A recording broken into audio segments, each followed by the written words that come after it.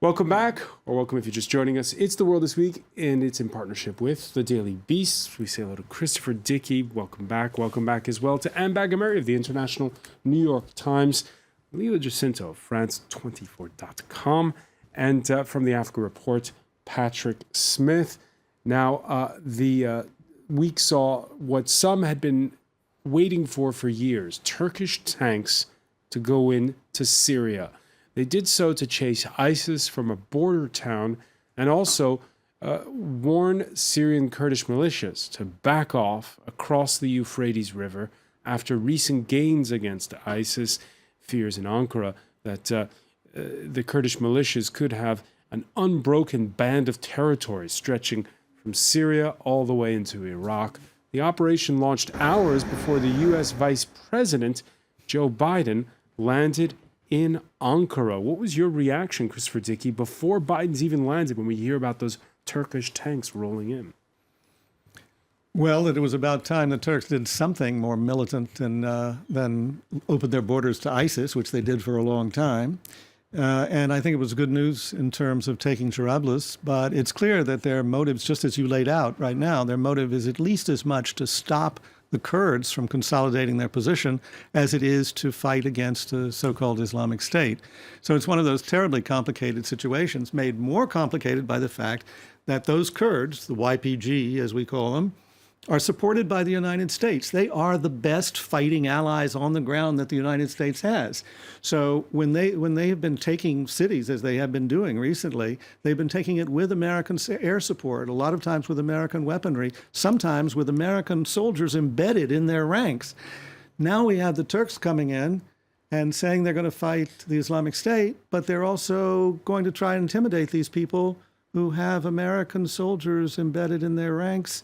So it's a pretty messy situation. And we heard the U.S. Vice President tell the Kurds, the Syrian Kurds, to move back as well behind the Euphrates River. Yeah, there's a picture in the dictionary under complicated of the map of Turkey and its alliances with the United States. I mean, it's an amazingly complicated hairball. It's there's just no other way to put it.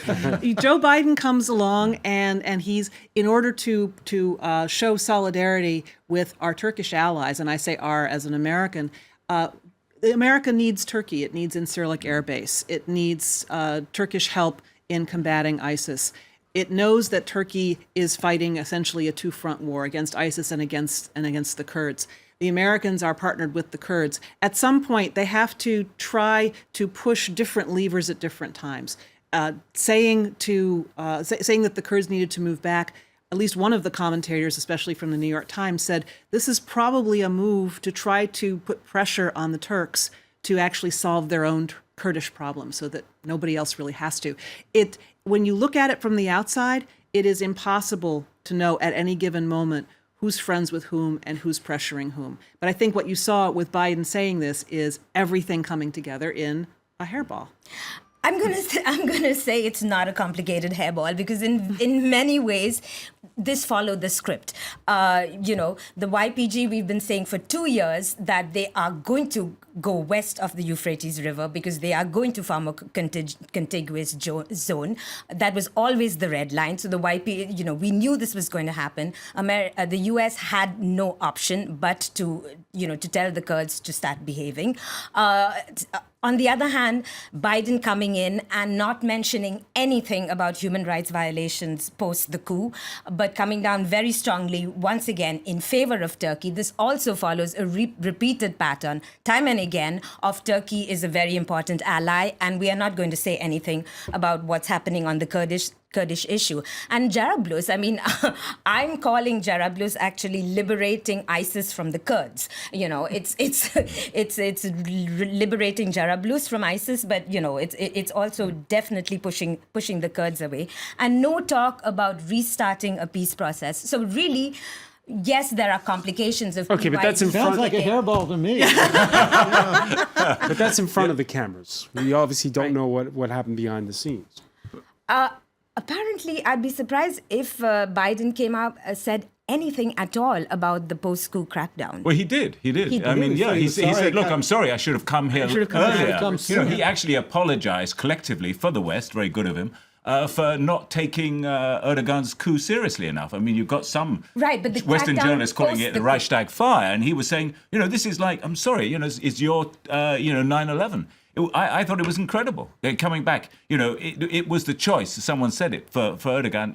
It's Fethullah Gulen or it's NATO. Which do you choose? Right. Do you back up your Turkish ally, or do you refuse to hand over this exiled Muslim leader who's done a coup against my government? Yeah, but he didn't say anything about the 60,000 odd people who have been put. Yeah, I mean, it was. Well, he didn't say anything in their defence. No, quite the contrary. I mean, he said, right, I'm sorry, I should have come to see you earlier. Patrick Smith, they're mentioning Fethullah Gulen, and that has fraught relations. Many in Turkey accusing the U.S. of being in cahoots with the Pennsylvania-based cleric. This is what Joe Biden had to say. It's not up to us. It's up to the courts whether or not to extradite him back to Turkey. We are cooperating with Turkish authorities. Our legal experts are working right now with their Turkish counterparts on the production of and the evaluation of material and evidence that needs to be supplied to an American court to meet the requirements under our law and the extradition treaty to extradite Gulen. We have no interest whatsoever in protecting anyone who has done harm to an ally. None.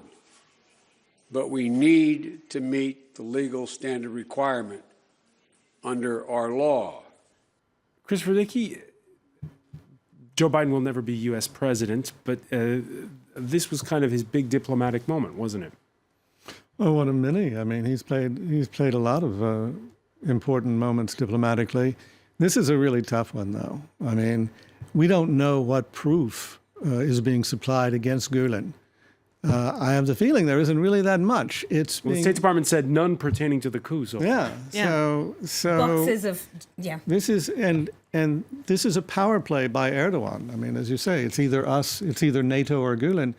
Well, I don't think that the Obama administration or Biden is going to be pushed around that way. So I think he's making as many nice noises as he can possibly make without actually giving anything away. It's been a busy Friday for the president, inaugurating a third bridge over the Bosphorus in Istanbul and talking on the telephone with Vladimir Putin.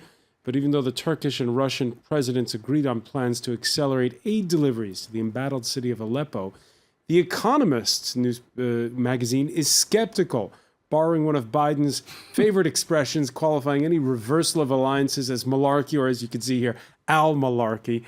Do you agree with that assessment, that at the end of the day, Joe Biden can afford to play nice because he knows that Erdogan is not going to pivot and leave NATO and join the Russians?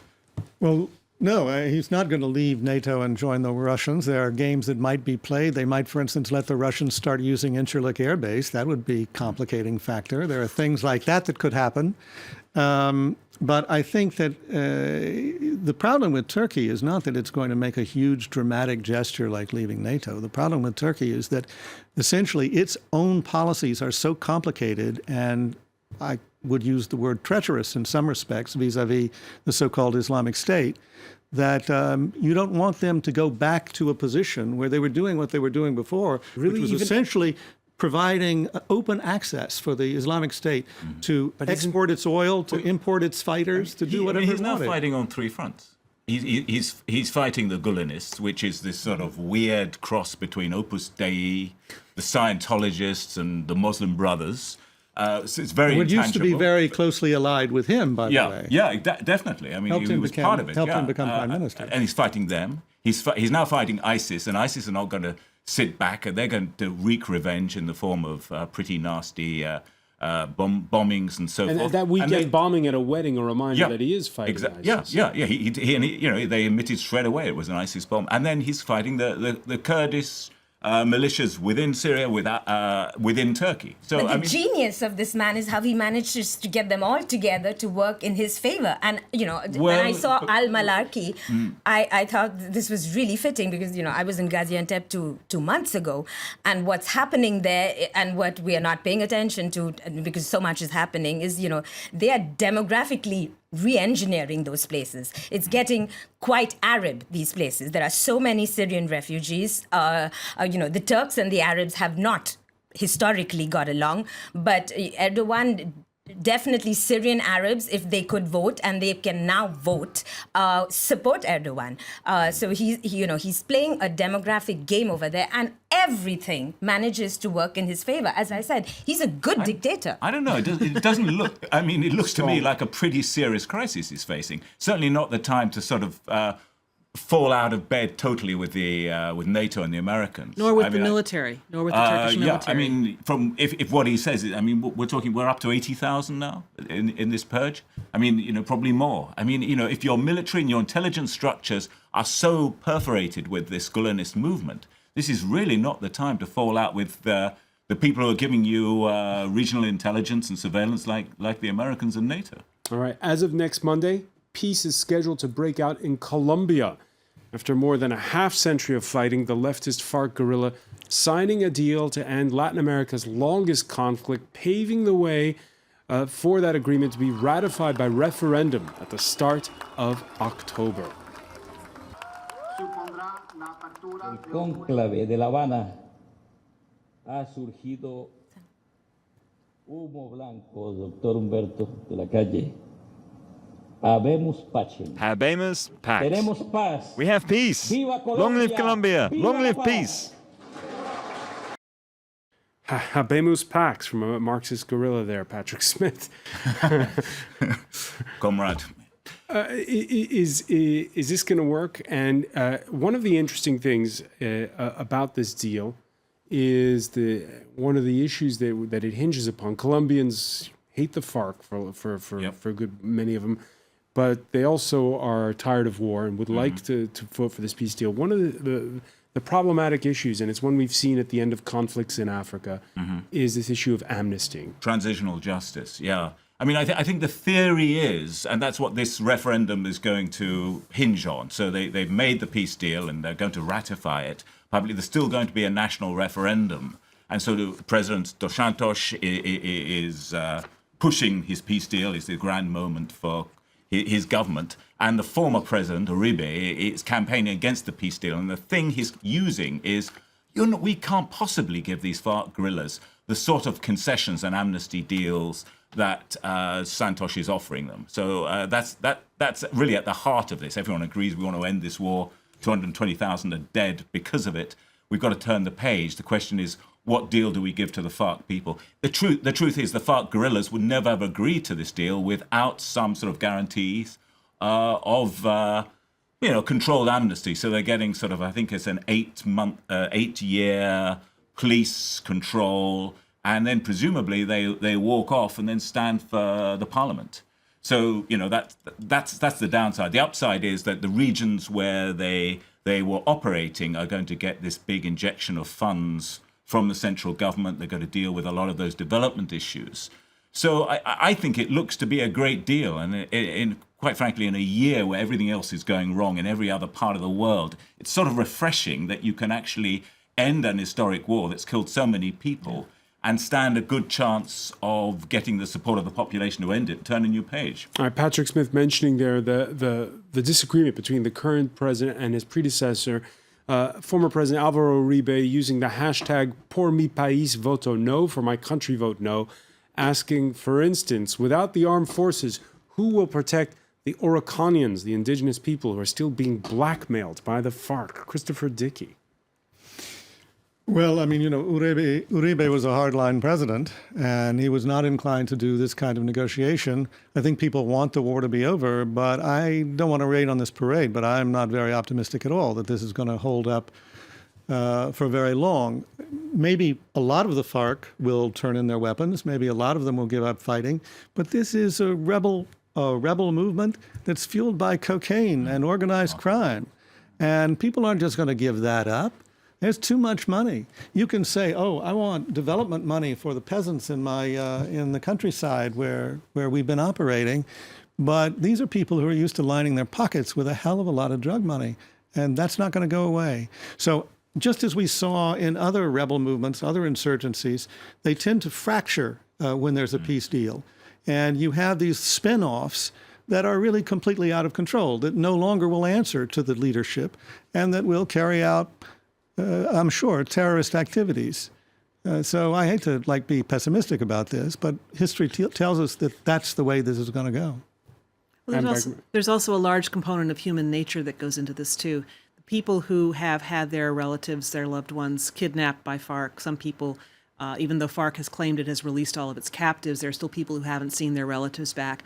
To tell those people, as well-meaning editorialists do, that this is a fine thing and everyone should just live and let live and turn the page and move on, it's very difficult to get people to work against almost muscle memory and say, okay, I forgive. It's fine. That was all in the past. Everything's fine now. I completely agree with Chris. There's the hard part comes now, and there are quite a few areas where it's, I think, probably Pollyanna-ish to expect that the bad will go away, the bad memories and the bad feelings. And of course, it has to pass through a referendum. And, as we saw in Italy, there's a referendum, and post-Brexit, I think as we saw the lesson seems to be, leaders really shouldn't risk their... I don't know why he actually did that. No one was asking him to. It's almost a sort of Cameron self-immolation Well, because he feared apparently Parliament's vote would block it. Would be a tight one. Because, it looks like a huge risk, and I think it could all fall down then. So Right. it's quite an easy case to make. We don't. Well, if we had a referendum on giving amnesty to the IRA in Britain, I don't think they would have got it. The Olympics in Rio included gestures of great sportsmanship. There was a podium wedding proposal, two runners helping each other in the 5,000, and what the Washington Post described as an incredible act of bravery. Men's marathon silver medalist Feisa Lulesa making a gesture at the finish line last Sunday that puzzled sports commentators.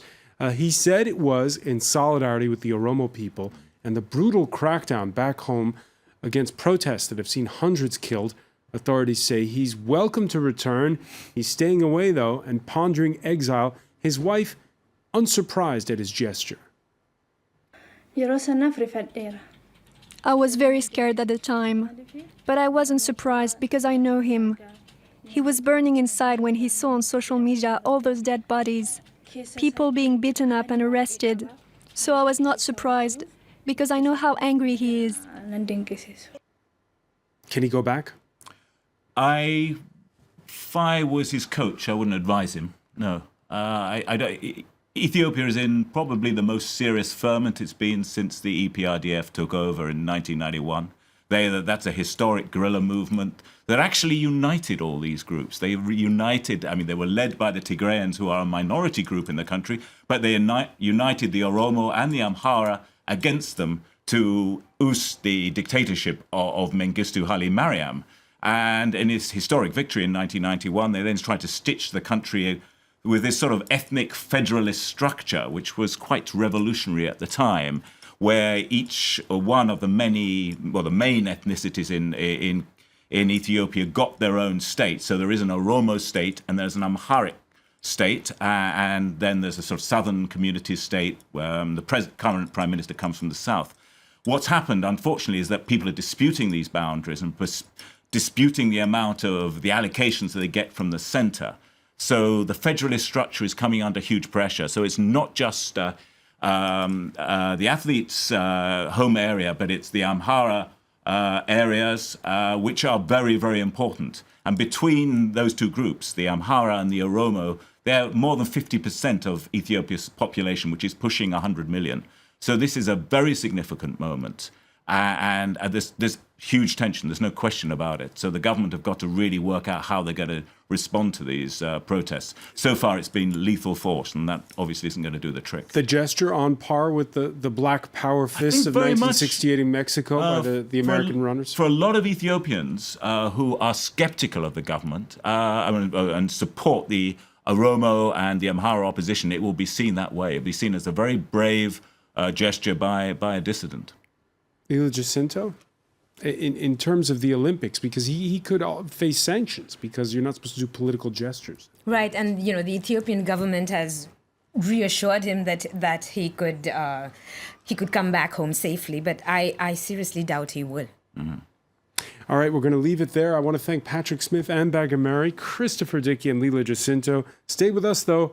Our Media Watch segment is next.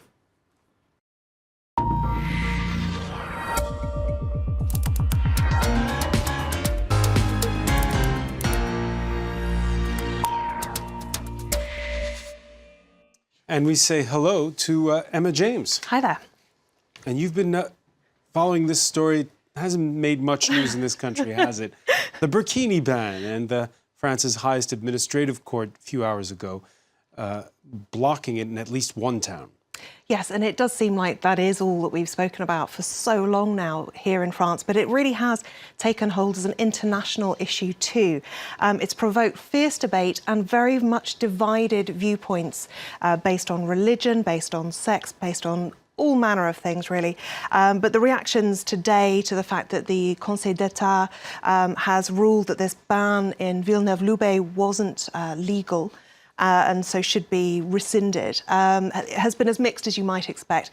We've had lots of tweets like this one, cheers to you fascists, this Twitter user saying, along with a picture of Leonardo DiCaprio raising a glass. And that is a view that's shared by a lot of people online when you look around. However, the other end of the scale is this. Nicolas Dupont-Aignan, a politician who is the president of Debout la République. You may not have heard of it, our international viewers. It's a party that basically means Stand Up the Republic. He's planning to run for presidency in 2017, and what he says is if we accept the burkini today, we'll end up with Sharia law tomorrow. Lots of people responding to that one, including this tweet, which says, if we accept the policies without brains today, oh, well, that's what we have already.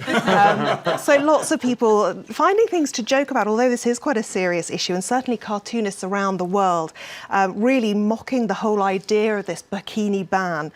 Lady Liberty featuring in many of them, this from the Times.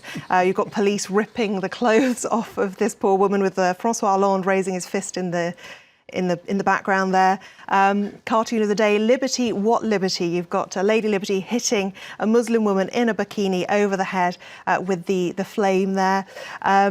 This one is another take on the Statue of Liberty. Apparently the French police were around, says this Twitter user, which is quite an original take on it, I think.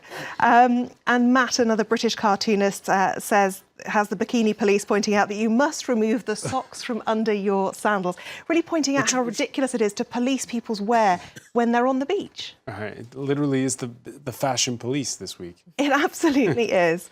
Looking elsewhere, I mean, this one from Ertikan, they are asking if the bikini will be around in the winter, and the woman in the bikini there is saying that, yes, I'm freezing, but I don't want to be reported for wearing an ostentatious outfit. And of course, that word ostentatious is one that's been used many times in reference to the burkini, saying it's an ostentatious religious symbol.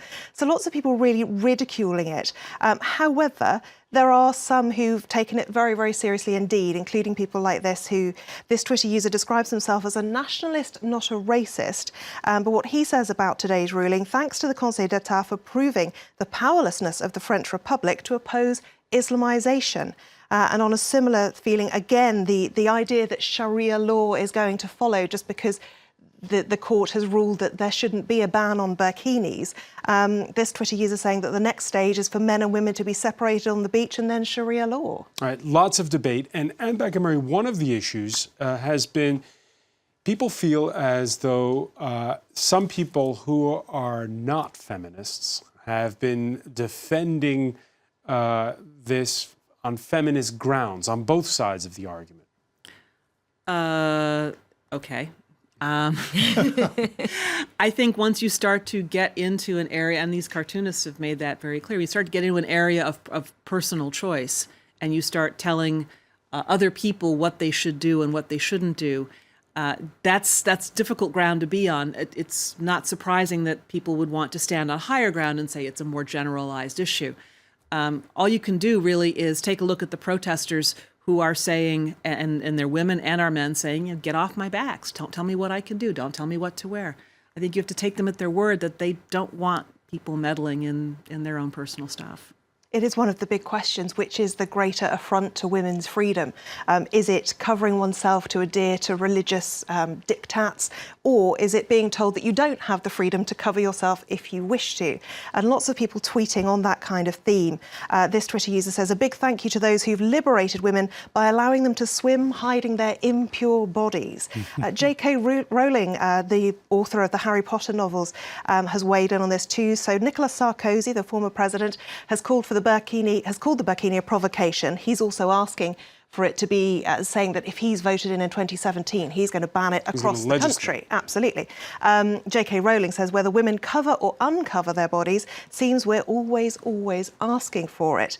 And the I newspaper also has an interesting article on this one. They've spoken to an Iranian activist who is against the ban on the burkini. The reason she gives for this, Daria Safai is her name. She now lives in Belgium, having fled Iran, has never worn the headscarf since leaving Iran. She says, I don't believe the choice to wear the veil is a free choice, it is indoctrination. She says it's like we put a dog in a collar and they learn to obey us. So very, very strong views against the burkini ban there from Daria Safai. All right, many thanks for that, Emma James. I want to thank our panel once again. Thank you for joining us here in The World This Week.